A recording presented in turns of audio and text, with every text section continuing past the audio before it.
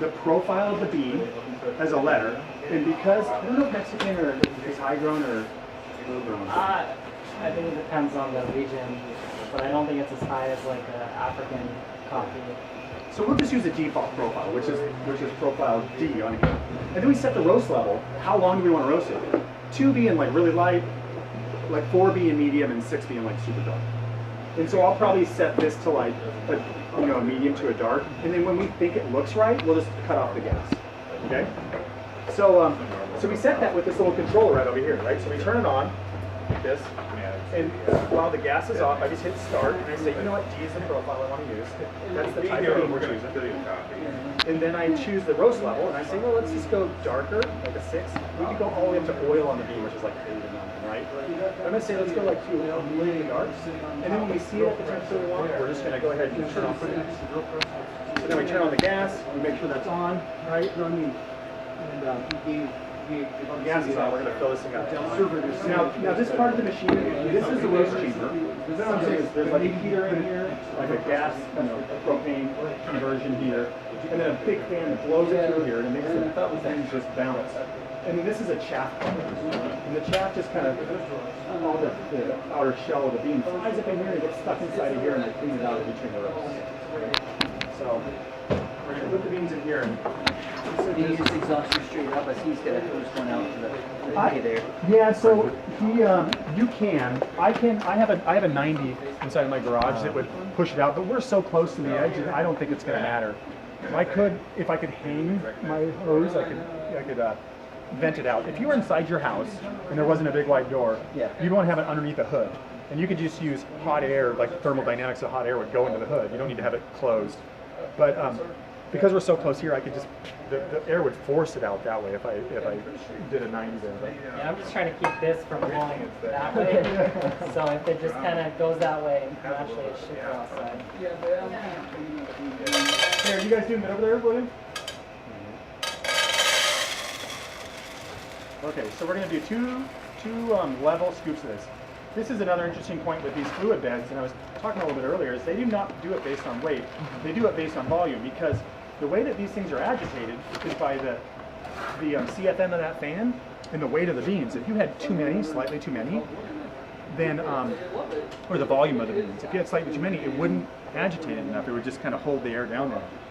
So you have to do it not based on weight, but based on the volume of this can. And this one was super light, right? I just do 2 level.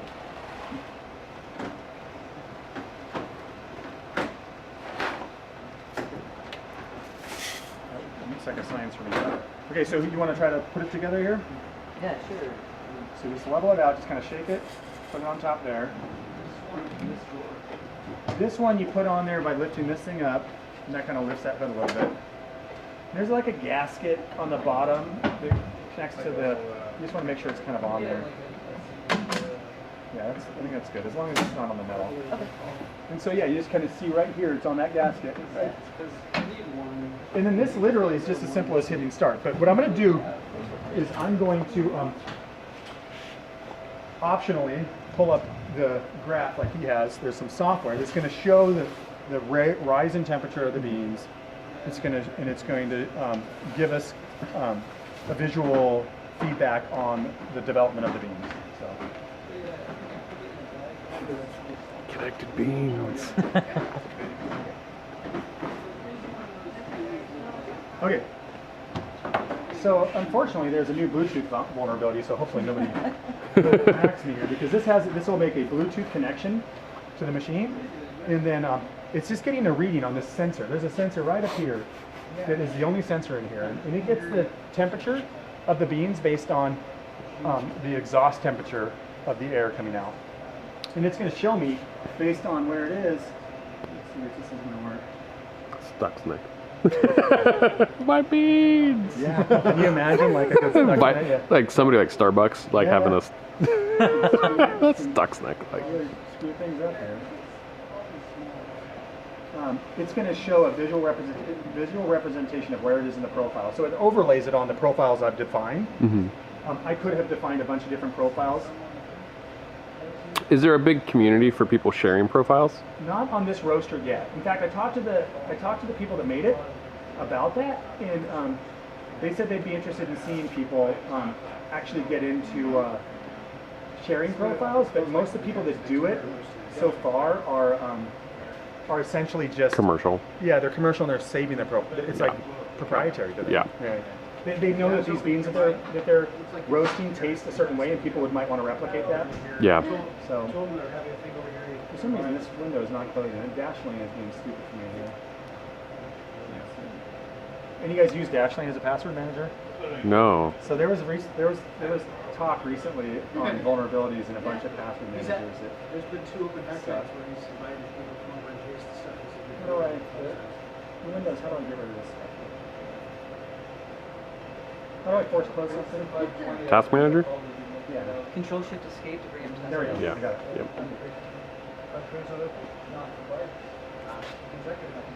Okay, so here's the software for the machine.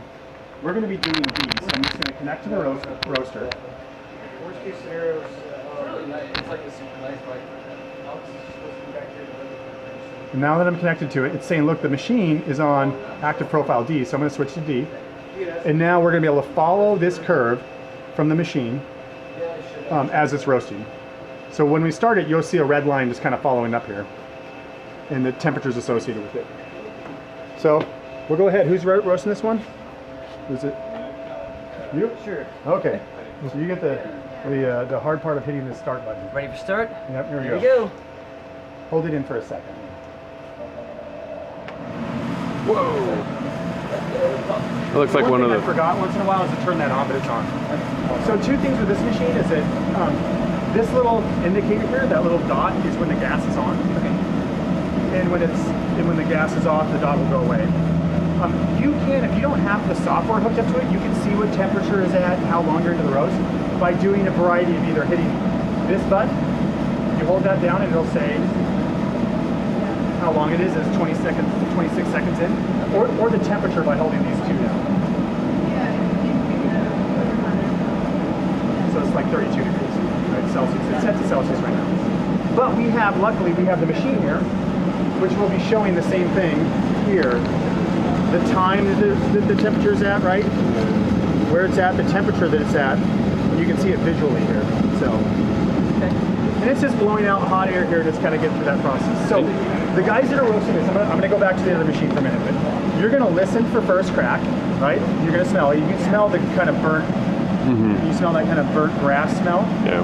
You're gonna listen for first crack, and then after first crack, you guys got to decide how dark you want it to be. You just kind of watch and try to listen for like when it gets to the darkness that you want it to be. So, and if you want to go to like what most people are comfortable with, that's right at the edge or the first pops of second crack. You'll have to get kind of close because the first crack will sound really loud. You'll hear it like, sound like popcorn. But the second crack, you're gonna kind of have your ear here. It'll be a much lighter kind of Rice Krispie sound. Like, you know what that cereal, when you put milk on it, it kind of has that kind of popping noise. Yeah. So you're gonna listen for that. And then when you're done, the roast is done, you think this is dark enough, I don't want it any darker, you're gonna turn off the gas. Okay? Josh, careful, if you guys do go dark, they will catch fire after second crack. So if you hear second crack, like, pay attention. If they get too hot, they will catch on fire. This one, it's harder for them to catch on fire, but they can't because of the chaff, right? But they can. And if you ever see oil on the bean, that's about the darkest you want to go. And I've done a couple to that. That's generally all the way up to 8. One other thing I'll say about this roaster is you can hear the difference between that noise and not. Yeah. That's the gas. That's when the gas is off. And you can see it trying to regulate it here on the graph. So it just came on again because it hit below the predefined curve. And so it'll stay on until it gets above it, and then it turns off. It's very dumb. It's not a very smart device. It just is this temperature above where I want to be, and it'll either be gas full on or gas full off. His, on the other hand, will actually, he can change the temperature of the gas at the speed of the fan, whereas this just has a fan on and off, gas on and off. That's all we're working with here. Okay? So this is going now. You're going to watch this. I'm going to come back over here. Okay. Do a couple people want to try the hook here? We can do it after this first row. Yeah, sure. Okay, so where are we at this one? Yeah, that.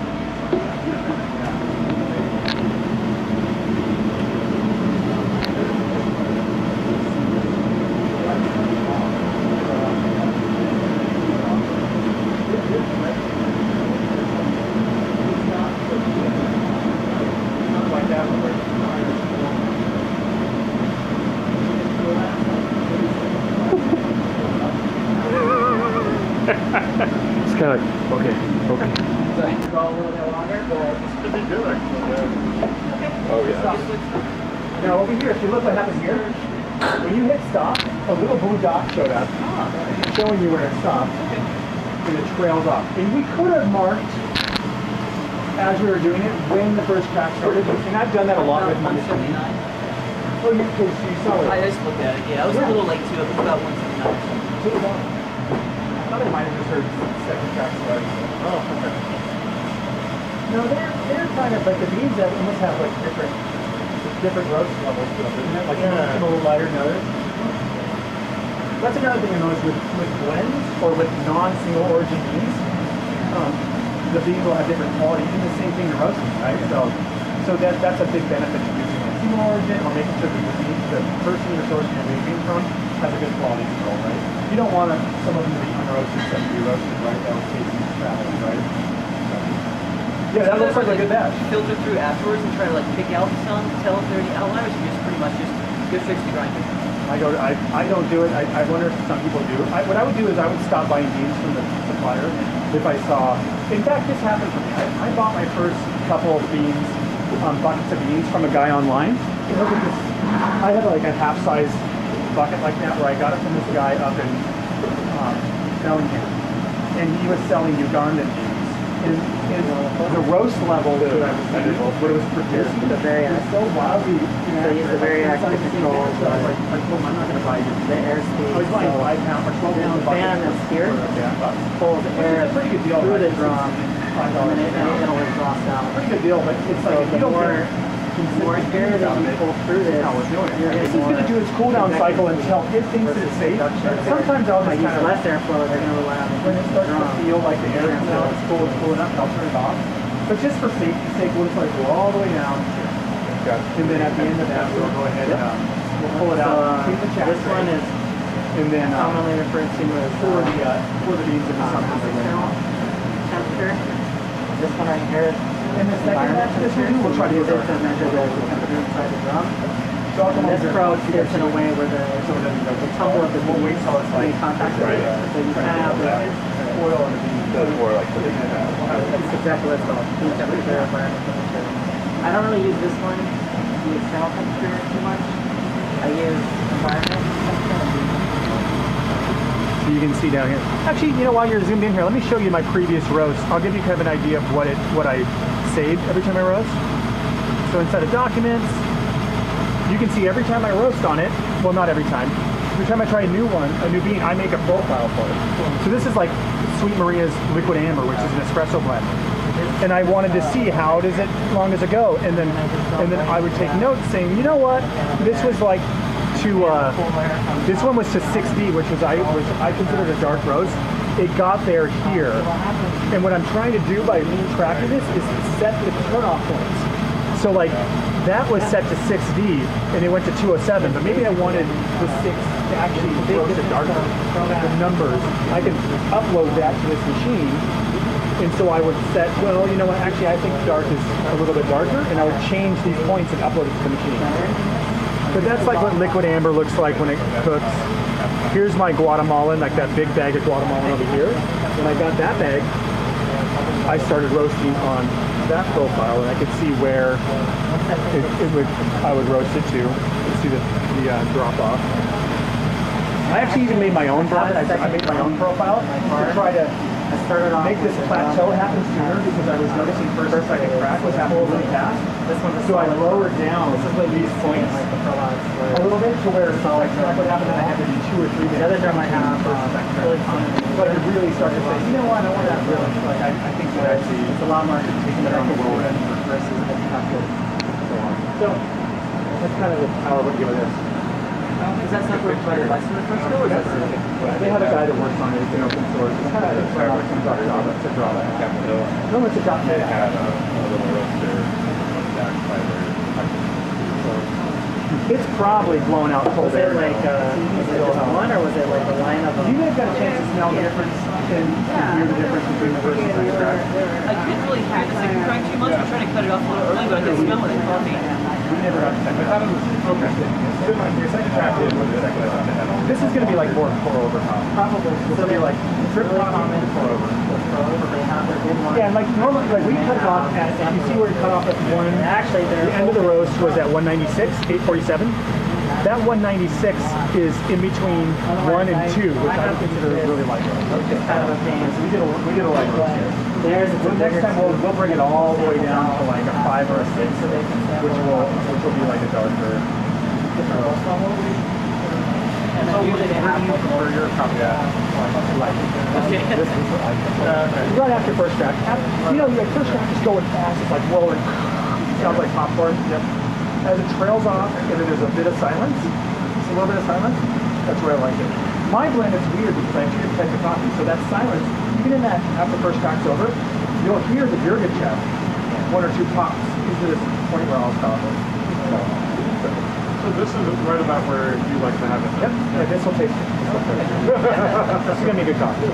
And another thing about the smell, this will smell nice, especially if we grind a little bit right now, but it's going to smell great tomorrow and the day after, right? So we're going to bag it up inside some of your bags, these bags, and when you take it home and like squeeze that gas out tomorrow, that's when you're going to be like, that smells really good, right? The stuff we do dark will smell good right away because we hit that reaction. We cause that breakdown to happen because we roasted it dark. So it'll smell good right away with the dark roast. Whereas this stuff, it takes a day or 2 for it to smell good. That's right where. So, do some of us want to start on the hookah here, or we want to do another one of this? I'd love to see the cookie. Yeah. Actually, okay, we'll wait 1 sec because we're going to close this one off. So the first thing you do with this is you, this is full of chaff, whereas before he'll pull it out and kind of suck it through with this. This sucks out the chaff, right? Yeah, it'll pull through the drum, up through here, and then it'll collect right here.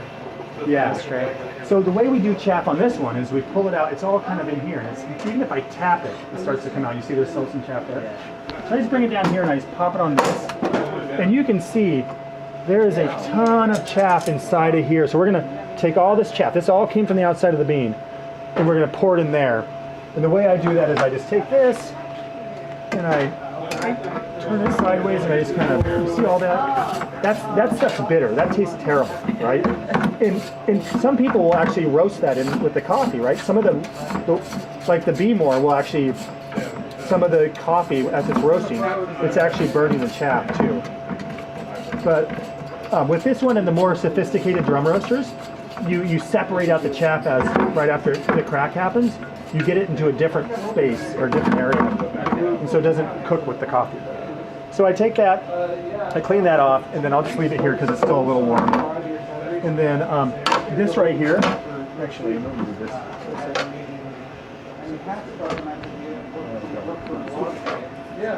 So then this, I'll just kind of crisscross with this to get all